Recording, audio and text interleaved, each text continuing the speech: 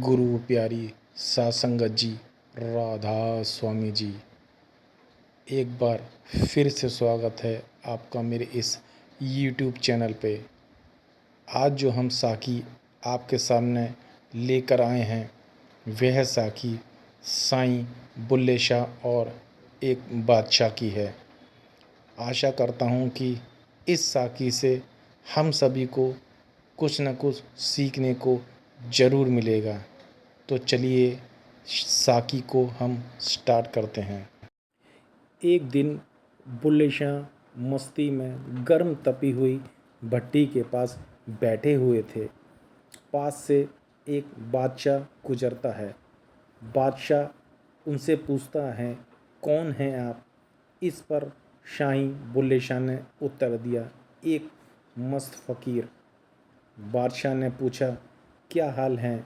बुल्ले शाह ने उत्तर दिया, कुछ तुम्हारे जैसा और कुछ तुमसे बेहतर। बादशाह के मन में सोच आया, बैठा तो भट्टी पर है, टांगे लटकाकर जहां अनाज भूना जाता है, पर कहता है कि हाल तुमसे बेहतर है, अच्छा है। रात को भट्टी में टांगे लटकाकर वह लोग ही बैठते हैं जो छड़े और मलंग होते हैं। छड़े का अर्थ होता है अविवाहित, अकेला, तथा मलंग निश्चित एवं मस्त रहने वाले व्यक्ति को कहा जाता है। अंत है, बादशाह ने सोचा कि भट्टी पर तो साधारणतः वे लोग ही बैठते हैं जिन्हें घर से बाहर निकाला जा चुका हो। कभी मस्त फ़कीर भी भट्टी पर बैठकर बातें बनाते हैं। बादशाह ने अपने वजीर से पूछा, सुनो ये क्या कह रहा है? वजीर ने भी सुनकर कहा, यही कुछ तेरे जैसा और कुछ तेरे से अच्छा। बादशाह ने बुल्ले शाह से पूछा, तुम्हारी दशा को देखकर तो ऐसा नहीं लगता, फिर तुमने ऐसा क्यों कहा? बुल्ले शाह ने कहा, बादशाह सलामत, तुम भी अपने दिन व्यतीत कर रहे हो और मैं भी।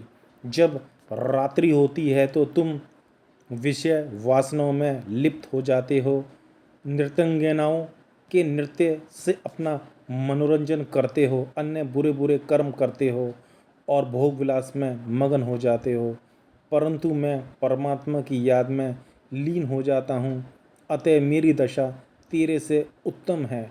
बादशाह को बुल्ले शाह की ये अदा बहुत पसंद आई। वह उसे अपने राजमहल में ले गया। महल की हवा ही कुछ और होती है। आदमी महल के ऐश्वर्य को आश्चर्यचकित देखता रह जाता है। वह महल के ऐशो आराम का आदी हो जाता है। महल में बुल्ले शाह के सोने के लिए फूलों के बिछावन तथा सुगंधित इत्रों से युक्त दुलारें एवं चादरें बिछा दी गईं। अति स्वादिष्ट एवं लजीज भोजन उसकी सेवा में प्रस्तुत किए गए। इन सब से वह बहुत प्रसन्न एवं आनंदित हुआ। भोजन एवं नरम सुगंधित बिछावन का अभ्यस्त हो गया। एक रात उसके नरम बिस्तर के नीचे चने का एक दाना रख दिया गया। वह सारी रात सो न सका। वह लिखता है कि पहले तो मैं कठोर पत्थर और डेलों के बिछावन पर सोता था। पत्थर शरीर में चुभते थे परंतु पता नहीं चलता था। अब रहन सहन में परिवर्तन आ गया है और शरीर नर्म कोमल सुगंधित पुष्पयुक्त बिछावन का ऐसा अभ्यस्त हो गया है कि यह सब होते हुए भी चादर के नीचे रखा हुआ चने का एक दाना सोने नहीं देता। बुल्ले शाह कहता है कि चल ओ बुल्लिया, जहाँ रब रहता है वहाँ चले। वह सुबह उठा और वहाँ से वापस चल पड़ा। उसे कब पता चला, कब जानकारी हुई, जब महाराज ने उसे अनुभव कराया। इस प्रकार गुरु नानक देव और जितने भी महात्मा आए हैं हमें अनुभव कराने के लिए आए हैं। जब हमारी मौत आती है तो उस समय यमदूत आते हैं या गुरुदेव आता है। गुरु तो धारण किया नहीं, कौन हमें लेने आएगा? यदि लड़की की किसी लड़के के साथ शादी हुई ही नहीं और वह कहे कि मेरा पति लेने आएगा, तो वह सारी उम्र बेकार निरुद्देश्य बैठी रह जाएगी। विवाह के पश्चात ही पति ने सोचना है कि मुझे अपनी पत्नी को लेने जाना है। इसी प्रकार यहाँ भी यही सिद्धांत लागू होता है।